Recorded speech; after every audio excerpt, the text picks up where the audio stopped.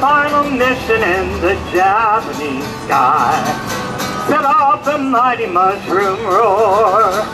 When I saw the cities burning, I knew that I was learning that I ain't marching anymore.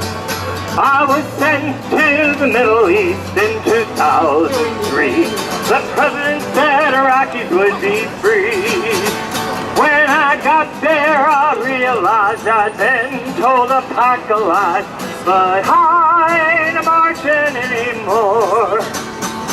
No, I ain't marching anymore.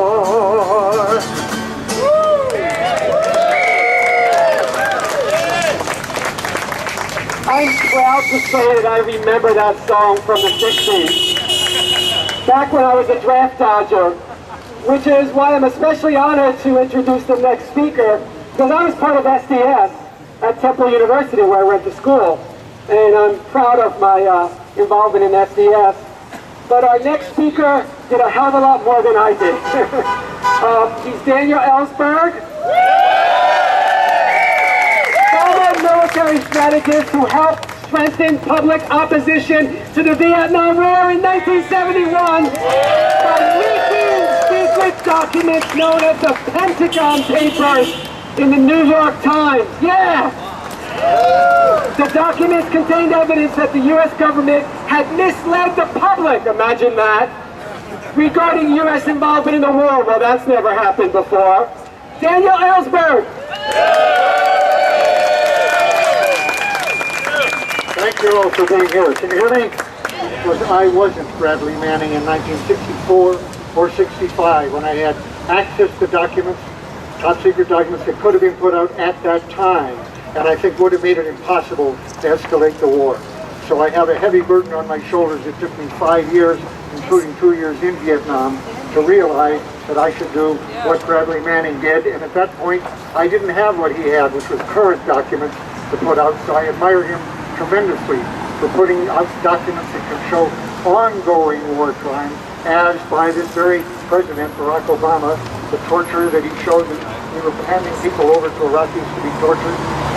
We would have troops in Iraq right now, 10,000, 20,000, 30,000, if our present president had his way.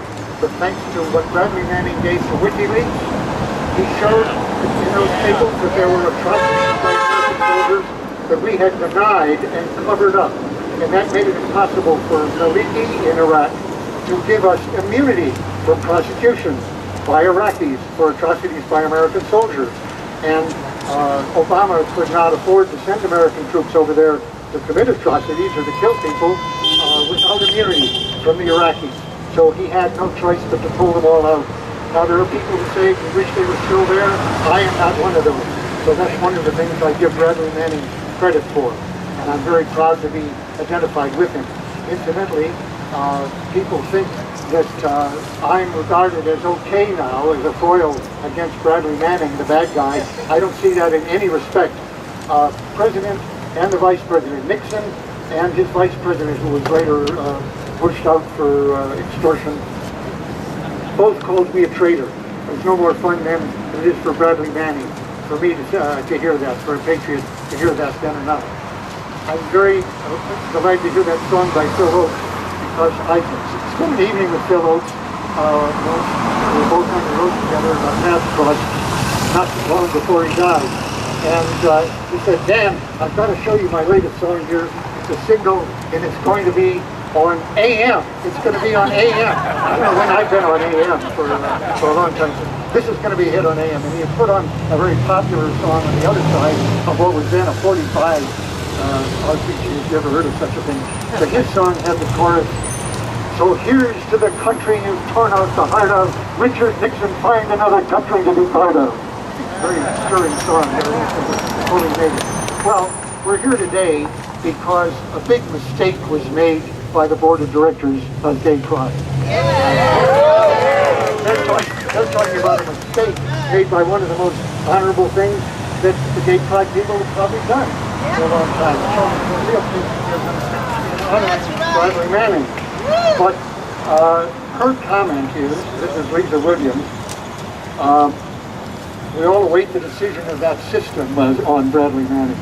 However, until that time, even the hint, until he gets his life sentence that they're trying to give him, even the hint of support for actions which placed in harm's way the lives of our men and women in uniform will not be tolerated by the leadership of San Francisco Pride. Well, when I first read that, I said that means they will not allow George W. Bush, Rumsfeld, any of these other people, to Cheney, who put these people in harm's way and would keep them there now if they would. But I'm not sure that's what she meant. I think there was a reference to Bradley Manning in that point. Well, let me say, first of all, it's been shown even by Rumsfeld, Bradley Manning did not harm or place in harm the life of a single serviceman. That is a falsehood propagated by the Pentagon. And when it comes to the question of any hint of support for Bradley Manning, if that's who we're talking about, let me make it very plain. I'm sure you're all included in this, but speaking just for myself, I don't hint at support for Bradley Manning.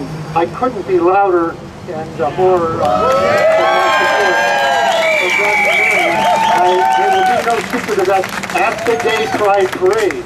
And I guarantee to you that I will be marching in that parade for the first time for me with a banner honoring Bradley Manning. And so, since that will not be tolerated by the leadership, I guess I'm in for a little intolerance in the course of this. But I'm sure I will be there, and I will not be the only vet and the only Marine who is in that parade. Thank you. A big round of applause for Daniel Ellsberg.